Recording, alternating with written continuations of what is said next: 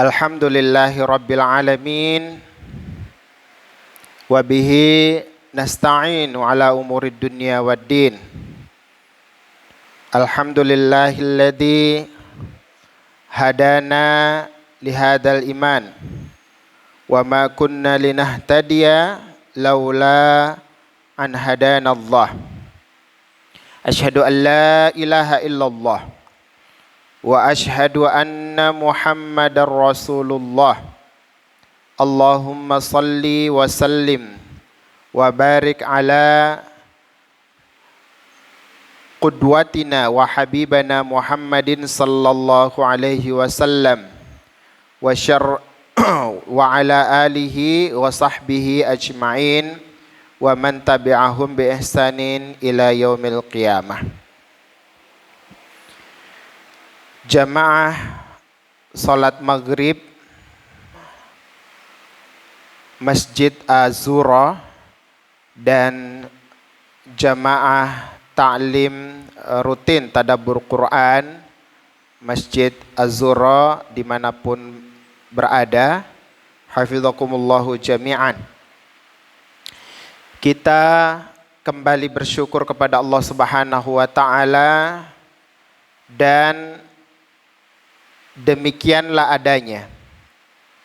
Kita seharusnya senantiasa memperbanyak syukur kehadirat Allah atas tidak putusnya nikmat. Terus mengalir nikmat ini dari Allah Subhanahu wa ta'ala. Kita diberikan cahaya, ditambah lagi cahaya itu. Nurun ala nurin. Nur ala nur. Masya Allah. Dan nikmat yang terus mengalir. Nikmat di atas nikmat. Itu hanya akan didapatkan bagi orang-orang yang bersyukur. La in syakartum la azidannakum. Itu janji Allah Subhanahu wa ta'ala. Dan innallaha la yukhliful mi'ad. Allah adalah zat yang tidak pernah menyelisihi dan mengingkari janjinya.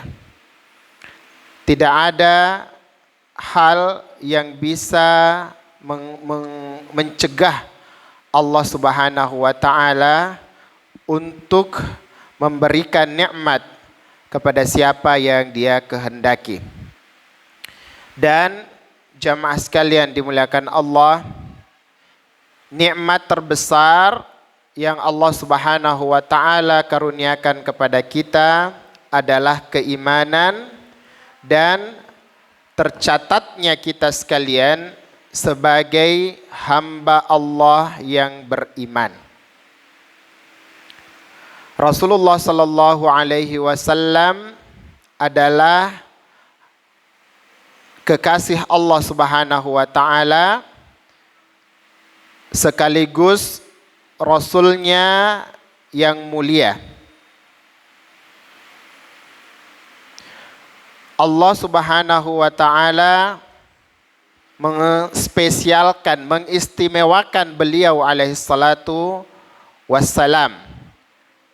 Bahkan Allah Subhanahu wa ta'ala memerintahkan para orang-orang yang telah dikaruniai keimanan untuk senantiasa berselawat kepada beliau, dan karena Allah sendiri dan para malaikatnya yang mulia di sisi Allah senantiasa bersalawat kepadanya.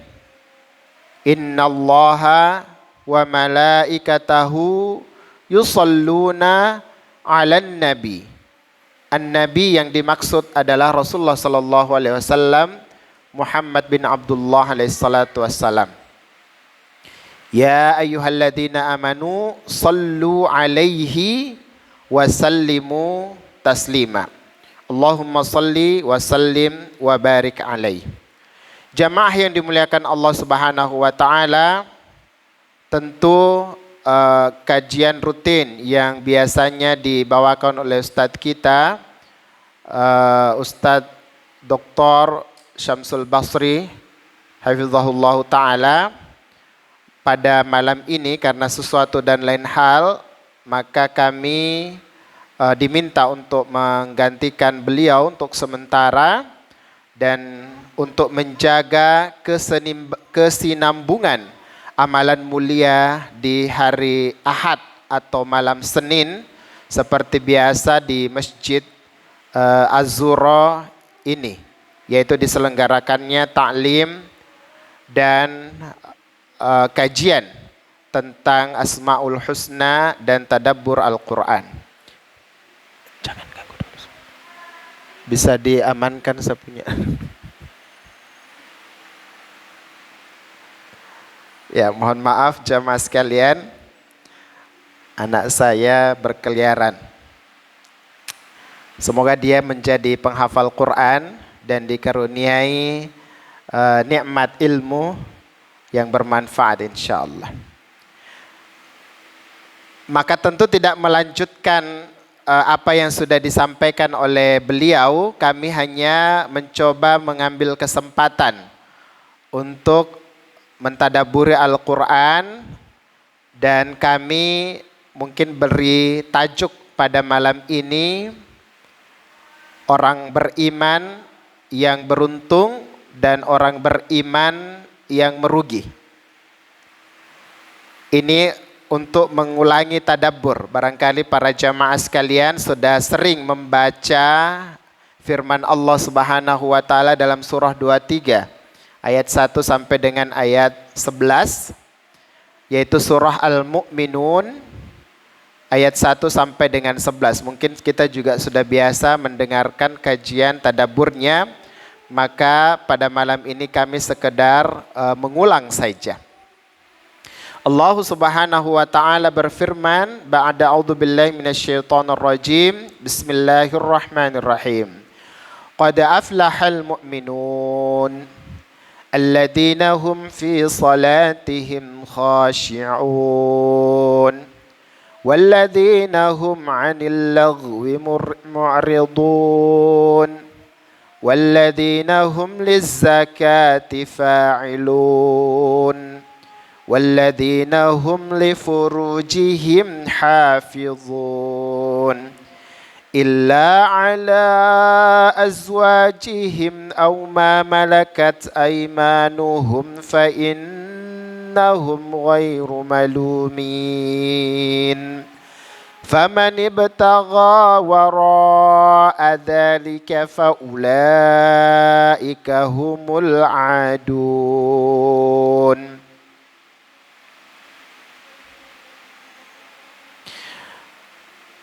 والذين هم لأماناتهم وعهدهم راعون والذين هم على صلواتهم يحافظون أولئك هم الوارثون الذين يرثون الفردوس هم فيها خالدون. Baik jamaah sekalian maka Allah Subhanahu wa taala,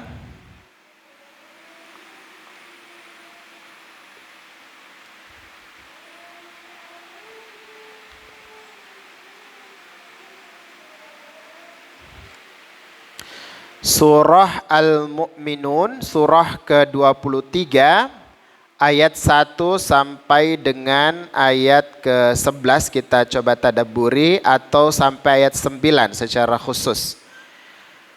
Surah Al-Mu'minun jamaah sekalian adalah surah di antara surah Makkiyah. Ya.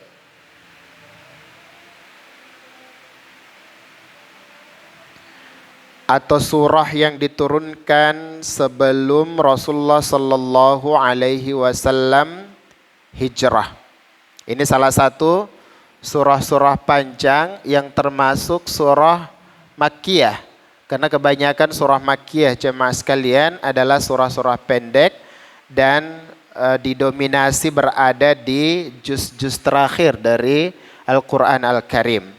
Ini agak sedikit pengecualian dari surah Al-Mu'minun ini. Surah Al-Mu'minun berada di juz ke-18, ya. Berada di juz ke-18 dengan jumlah nomor urut surah 23, jumlah ayatnya ada 118 ayat. Ini salah satu surah dengan termasuk surah yang panjang dengan jumlah ayat lebih dari 100. Allah Subhanahu wa taala berfirman yang kita bacakan tadi, ya, qad aflahal mu'minun dan seterusnya. Disebutkan dalam tafsir Ibnu Katsir terkait dengan beberapa hal yang terkait dengan sebab turunnya surah atau ayat ini, sebab turunnya ayat-ayat yang kita bacakan ini. Di antaranya disebutkan dari Imam Ahmad, meskipun Imam Tirmizi kemudian menyampaikan bahwa riwayat itu mungkar karena ada salah satu perawinya yang tidak dikenal atau terputus seperti itu. Tetapi tidak mengapa kita sebutkan bahwa Imam Ahmad rahimahullah itu kemudian menyebutkan bahwa Rasulullah Sallallahu Alaihi Wasallam bahwa dari riwayat Abdurrahman Ibnu Abdul Qari mengatakan bahwa ia pernah mendengar Khalifah Umar Ibnul Khattab. Ya, jadi Umar Ibnul Khattab pernah mengatakan bahwa Rasulullah Sallallahu Alaihi Wasallam jika beliau menerima wahyu atau diturunkan wahyu kepadanya, maka maka terdengar baginya suara seperti suara lebah di dekat wajahnya. Ada tanda-tanda yang dikenali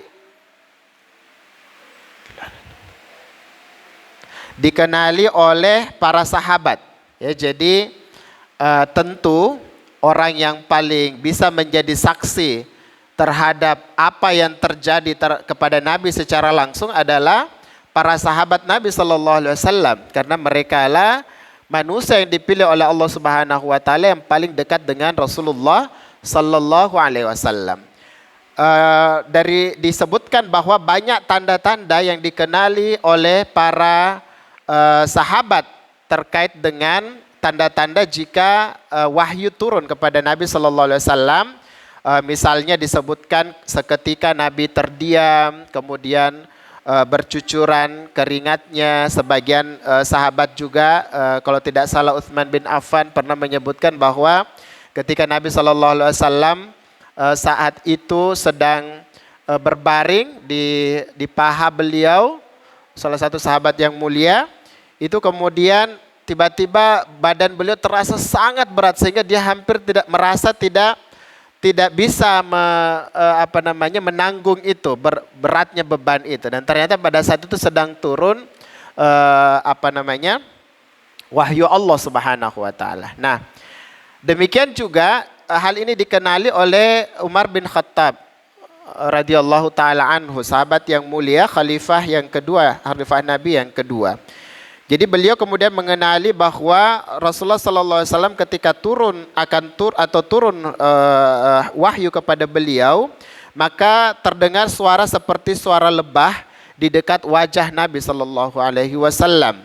Maka kami diam sesaat dan beliau pun kemudian menghadap ke arah kiblat, lalu mengangkat kedua tangannya dan berdoa. Jadi beliau berdoa, ya Allah, berikanlah kami tambahan dan janganlah engkau kurangi kami. Berikanlah kami kemuliaan dan janganlah engkau hinakan kami. Berilah kami dan janganlah engkau menghalangi kami dari pemberianmu. Pilihlah kami dan janganlah engkau kesampingkan kami, dan ridhoilah kami dan jadikanlah kami puas dengan keputusanmu. Kemudian setelah itu Nabi Shallallahu Alaihi Wasallam bersabda, sesungguhnya telah diturunkan kepadaku 10 ayat. Barang siapa yang mengamalkannya niscaya ia masuk surga. Kemudian Rasulullah Shallallahu Alaihi Wasallam membaca firman Allah, qad aflahal mu'minun sampai ayat ke-10. Berarti sampai ulaika humul warithun. Seperti itu. Meskipun Imam Tirmizi kemudian menyebutkan bahwa hadis ini berpredikat mungkar karena ada Yunus ibnu Sulaim, di mana Yunus sendiri ini orangnya tidak dikenal, seperti itu.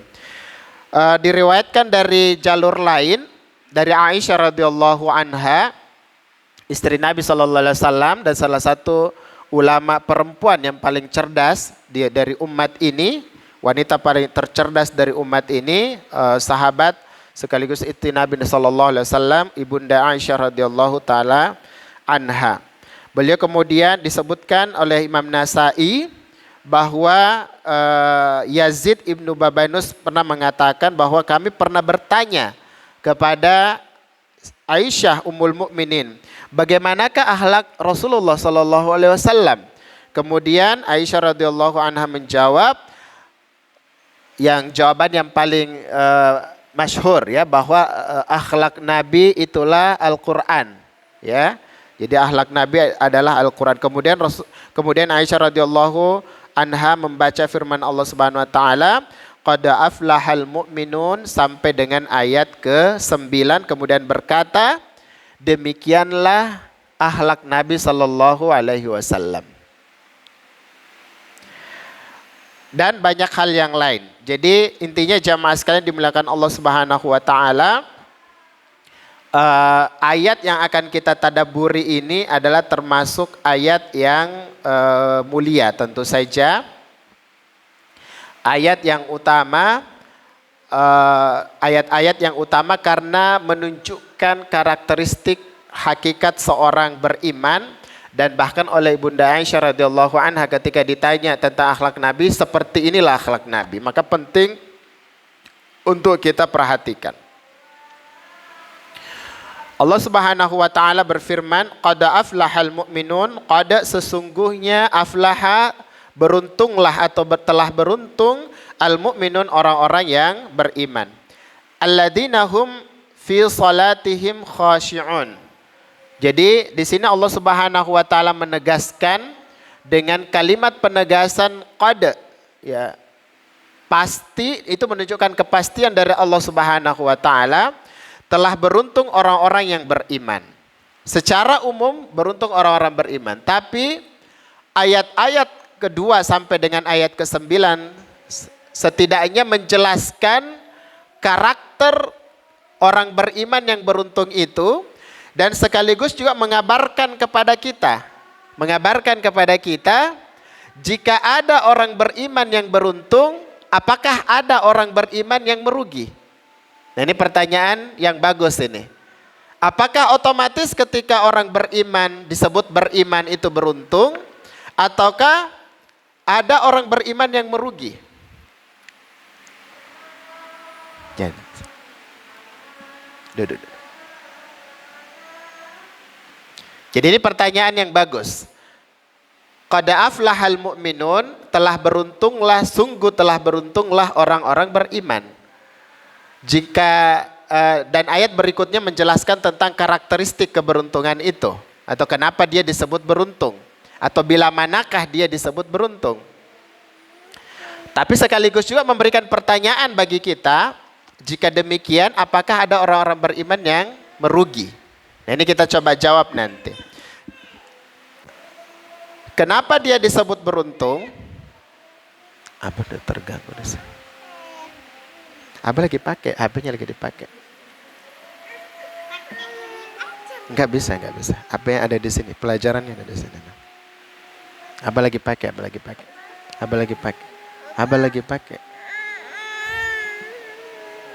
bisa. Apa lagi pakai HP-nya? Udah bawa sana. Bawa ke sana, bawa.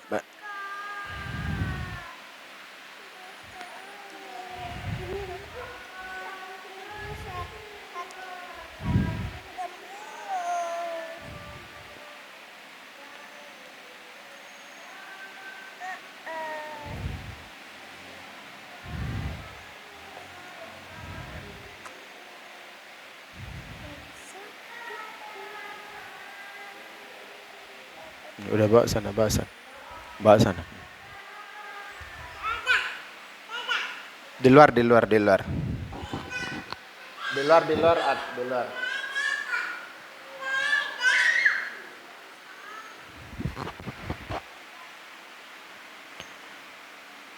Ya, mohon maaf jamaah sekalian. Allah Subhanahu wa taala berfirman, kita lanjutkan, qad aflahal mu'minun. Sungguh telah beruntunglah orang-orang yang beriman. Alladzina hum fi salatihim khashi'un. Jadi karakter pertama atau sebab pertama, kondisi pertama membuat mereka beruntung, yaitu orang-orang yang mereka itu dalam solatnya khusyuk. Khusyuk dalam solat. Jadi karakter pertama adalah khusyuk dalam solat. Walladzina hum 'anil laghwi mu'ridun. Dan orang-orang yang mereka itu atas perbuatan-perbuatan sia-sia, perbuatan dan perkataan sia-sia, mu'ridun, mereka senantiasa hindari atau menghindar dari perbuatan yang sia-sia. Ini yang kedua. Walladzina hum lizzakati fa'ilun. Dan orang-orang yang mereka itu lizzakati terhadap az-zakah. Az-zakah ketika disebutkan seperti ini secara khusus,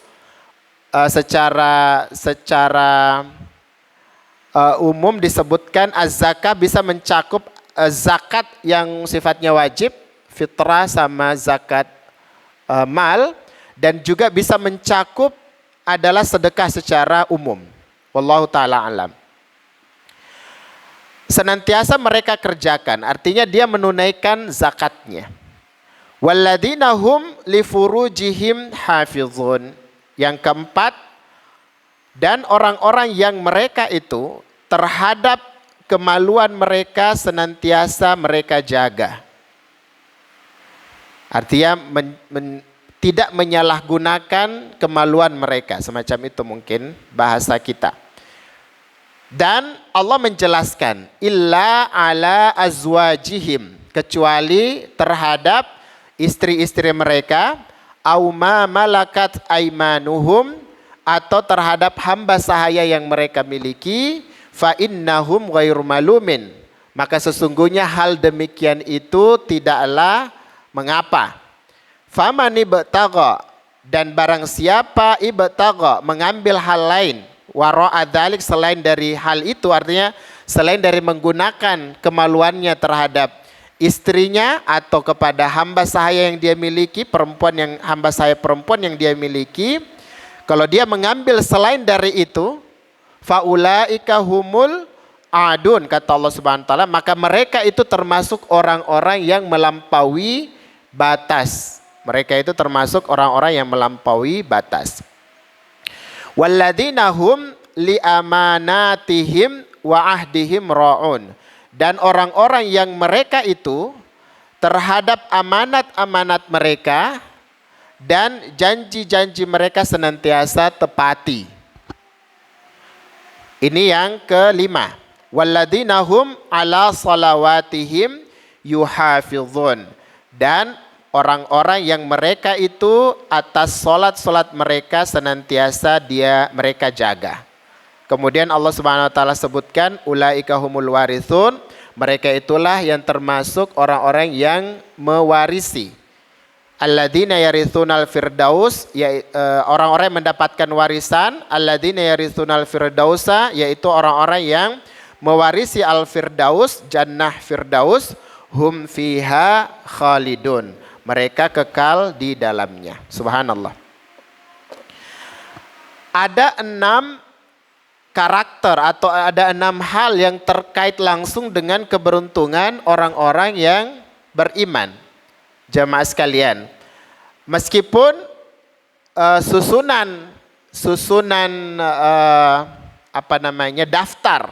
daftar ini tidak menunjukkan sekuensial, maksudnya harus nomor 1 dulu, kemudian nomor 2, kemudian nomor 3.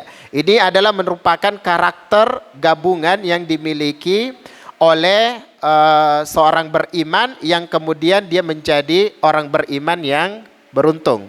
Kembali lagi saya simpan pertanyaan, jika demikian akan ada orang beriman yang merugi. Ya. Atau adakah orang beriman yang merugi? Yang pertama adalah orang yang senantiasa atau orang yang khusyuk dalam sholat. Kekhusyuan dalam sholat jamaah sekalian adalah level peribadatan yang tertinggi kita. Semua jenis ibadah yang paling utama adalah ibadah sholat. Ya, ibadah sholat, dan diantara sholat yang terbaik adalah sholat 5 waktu. Ya, jadi meskipun antum bisa mendirikan sholat ratusan rakaat bahkan ribuan rakaat, tetap yang terbaik adalah sholat 5 waktu.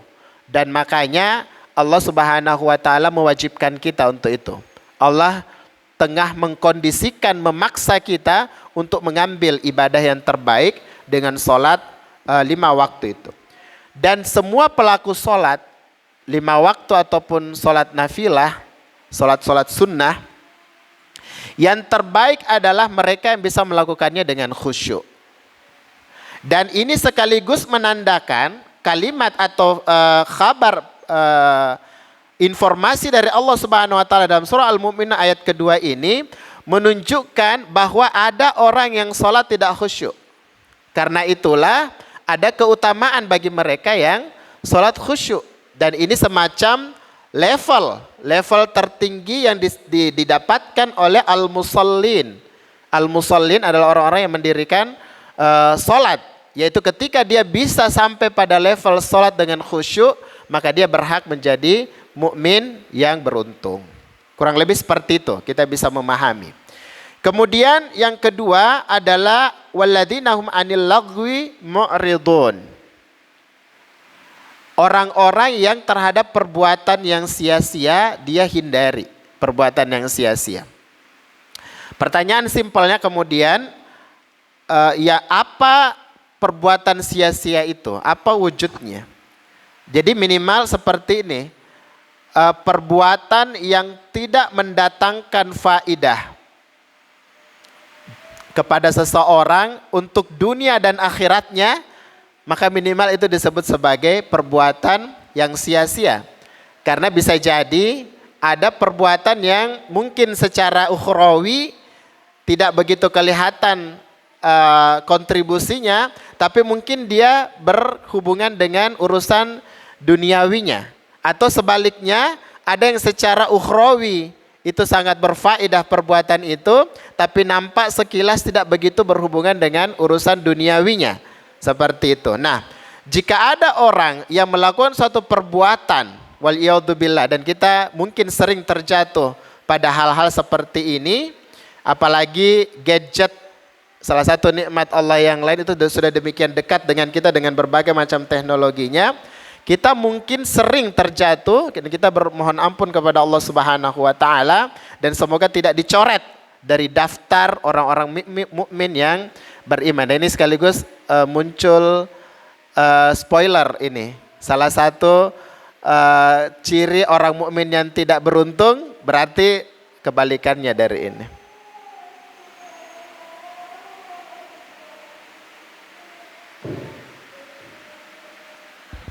Afwan Ustadz, saya lagi isi ta'lim, saya telepon sebentar ya. Afwan.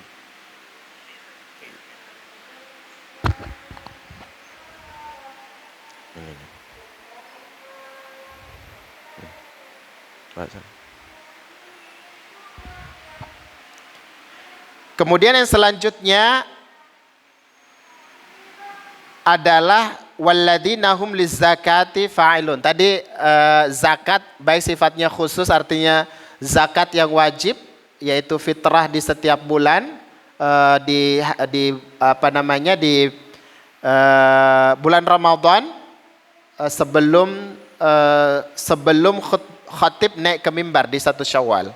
Itu zakat fitrah kita, atau zakat mal yang dia berlaku 1 tahun terkait dengan nisab dan juga haul. Ya, jadi takarannya dan juga dia harus berputar takaran itu selama 1 tahun dengan takaran minimal. Atau secara umum adalah sedekah. dan mereka melakukan itu. Maka jika ada orang yang seperti itu, orang beriman yang seperti itu, maka dia mendapatkan garansi keberuntungan. Walladzina hum li furujihim hafizun illa ala azwajihim aw ma malakat aymanuhum fa innahum ghairu malumin faman ibtagha wara'a dzalika fa ulaika humul adun. Nah, ini yang menarik ini. Kabar ayat ke-5 sampai ayat ke-7 ini secara khusus buat mukmin laki-laki. Orang-orang beriman laki-laki. Diriwayatkan dan dikutip juga oleh Ibnu Katsir dalam tafsirnya bahwasanya pada zaman dahulu atau di zaman para sahabat ada seorang sahabiah di zaman Umar bin Khattab kalau tidak salah. Itu ada seorang sahabiah orang mukminah gitu ya. Mukmin perempuan itu kemudian bercinta dengan budak laki-lakinya ya, dan kemudian menjadikan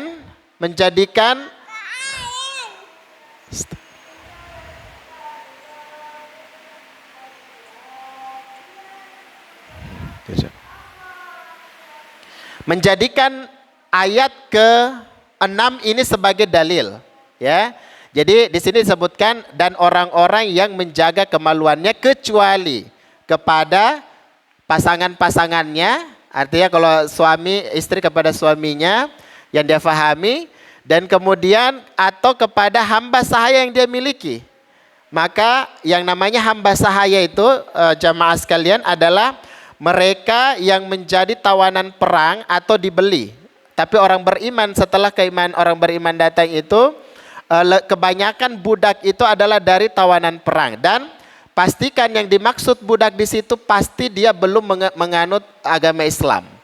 Karena kalau ketika dia menganut agama Islam, maka keislamannya itu kalau dia dimiliki oleh seorang mukmin maka otomatis memerdekakan dia. Jadi keislamannya itu memerdekakan dia. Kecuali kalau dia dimiliki oleh orang kafir, maka keislamannya itu belum tentu memerdekakan dia dari orang kafir itu. Tapi kalau dia dimiliki oleh orang beriman di zaman Nabi SAW dan kemudian dia masuk Islam, maka Islamnya itu memerdekakan dia. Seperti itu. Atau kalau dia misalnya belum Islam, maka keutamaan bagi orang beriman ketika dia memerdekakan budak. Jadi bisa difahami bahwa budak yang dimaksud di sini adalah orang yang statusnya budak, dimiliki orang-orang beriman, dan dia sudah pasti belum beriman. Dia budaknya budak kafir. Nah, si wanita ini punya budak laki-laki dan kemudian dia bercinta dengan budak laki-lakinya itu dan kemudian menjadikan ini sebagai dalil. Maka setelah diketahui si budak kemudian dibunuh.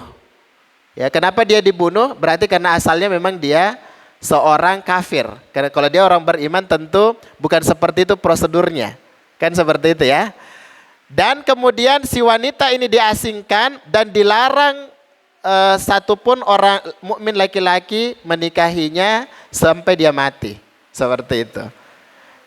Jadi ini perlu difahami ya. Jadi dalil ini dimaksudkan hanya untuk mukmin laki-laki, orang beriman laki-laki, dan tidak berlaku untuk mukminah atau mukmin perempuan.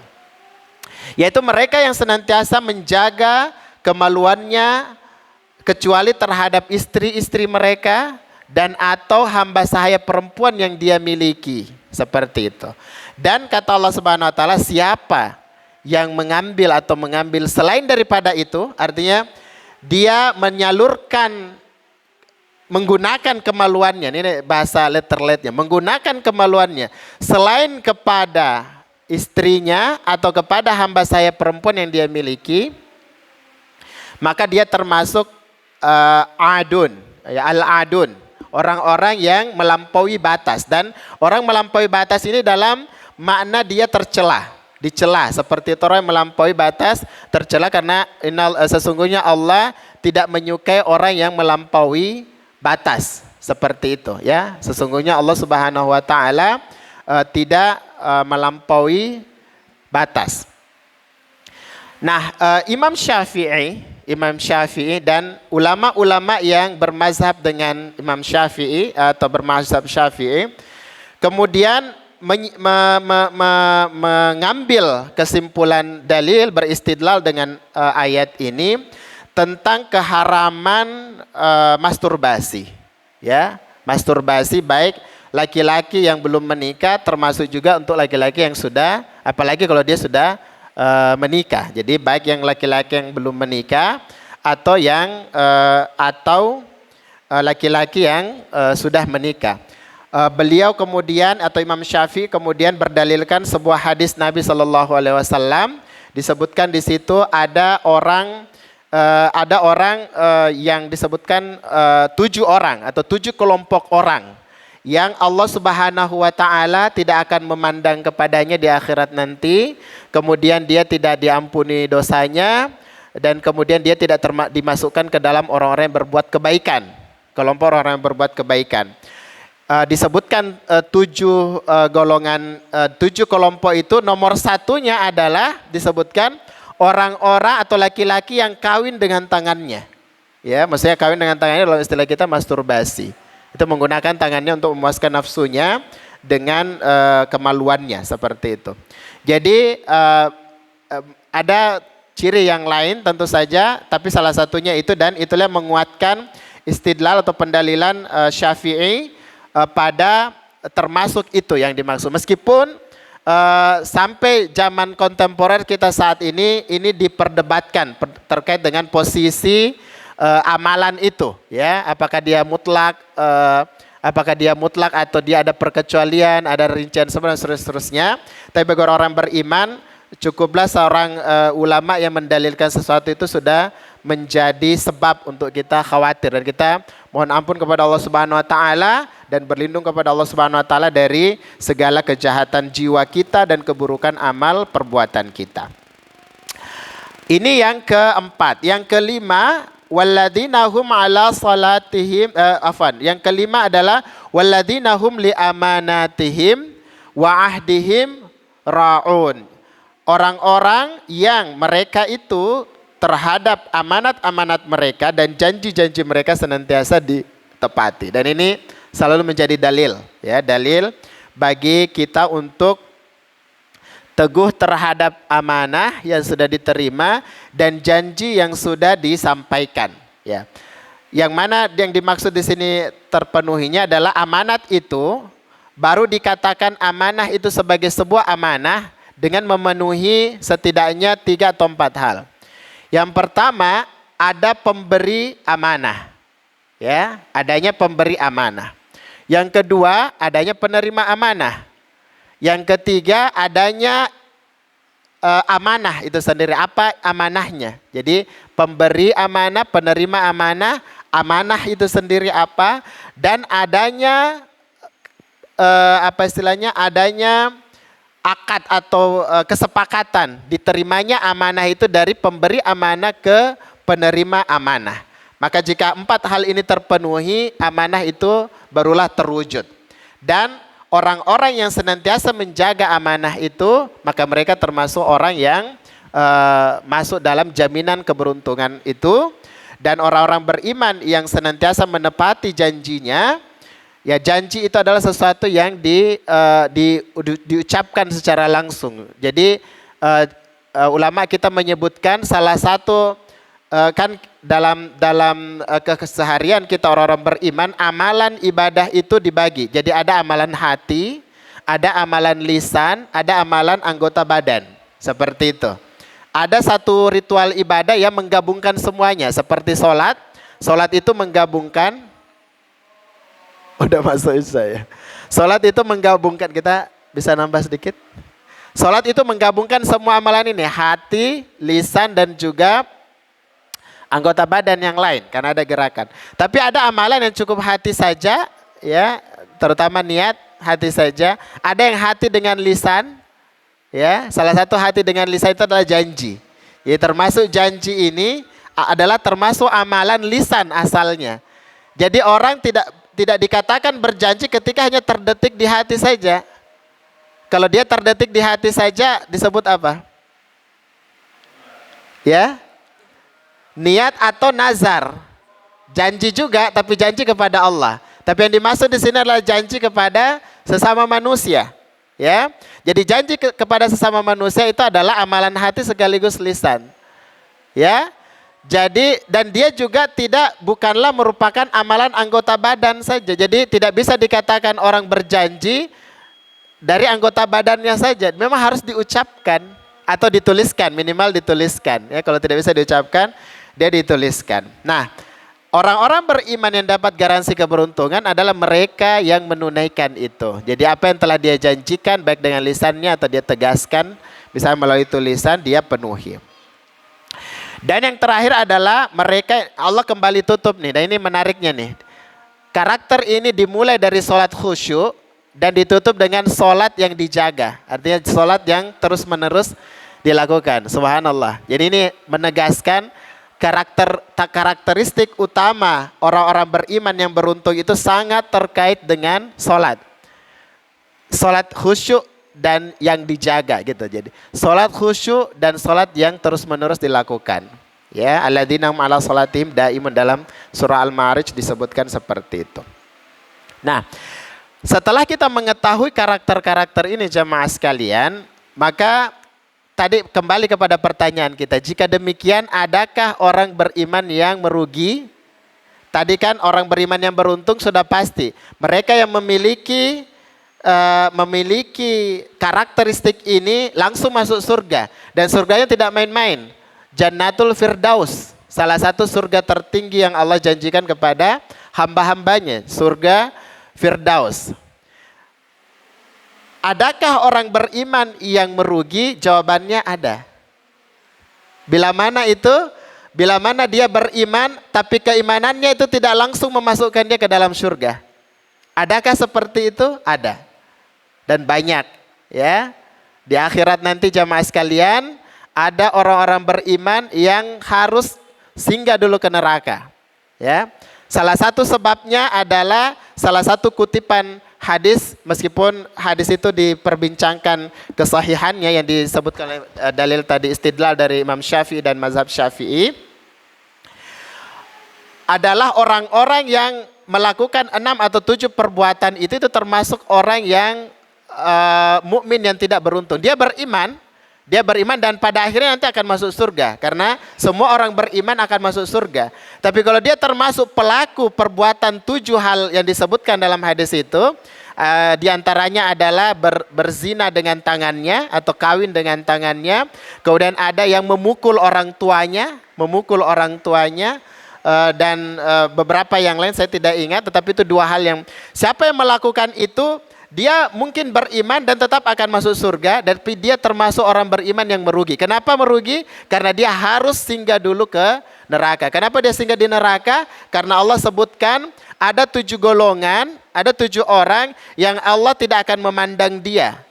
Kemudian Allah tidak akan mengampuni dosanya, mengampuni secara otomatis maksudnya. Karena orang-orang beriman secara umum di luar pelaku-pelaku itu, dosanya bisa diampuni secara langsung oleh Allah Subhanahu wa taala tanpa harus disiksa dulu ke dalam neraka.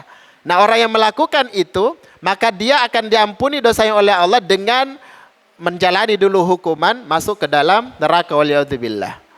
Dan itulah yang kita khawatirkan. Dan salah satunya adalah mereka yang kawin dengan tangannya, waliyadzubillah, dan beberapa amalan yang lain.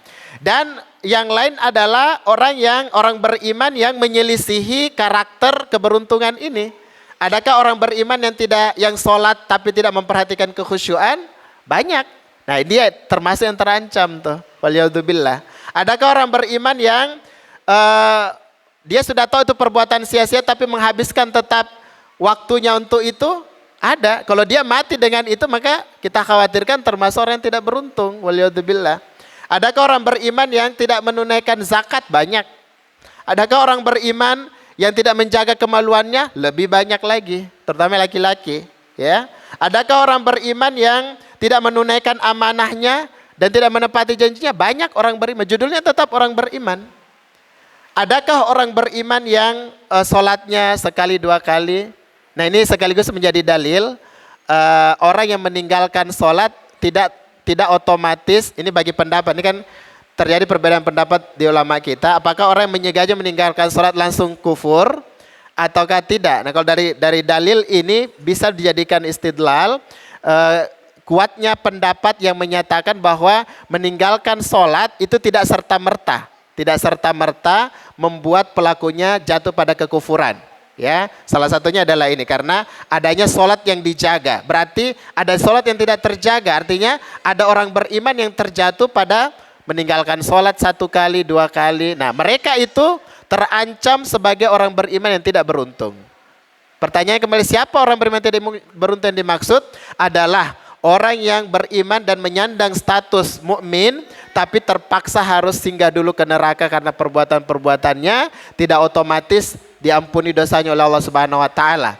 Karena kata Allah Subhanahu wa taala, siapa saja yang beriman kepada Allah Subhanahu wa taala meskipun sebesar biji zarrah, itu tetap akan masuk ke dalam surga Allah Subhanahu wa taala meskipun dia mungkin harus singgah dulu ke neraka, waliyadzubillah.